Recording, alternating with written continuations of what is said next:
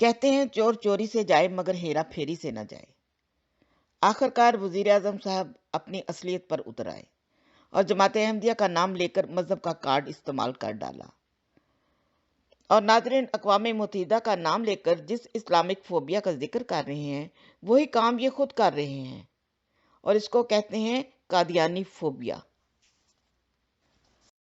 یہ 1973 کے بعد 1973 میں پاکستان کی اسمبلی نے فیصلہ کیا تھا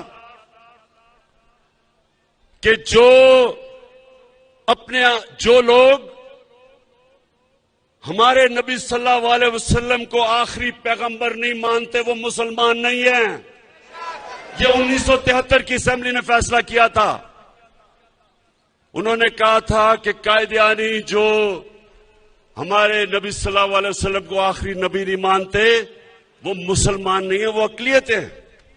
یہ اس کے بعد یہ سب سے بڑا کام ہوا ہے مسلمان دنیا کے لیے کہ آج یونائٹڈ نیشنز نے تسلیم کیا ہے کہ اسلاموفوبیا کے خلاف دنیا کو آواز بلند کرنی چاہیے، اور 15 مارچ ہر سال اسلاموفوبیا کا دن بنا دیا گیا ہے۔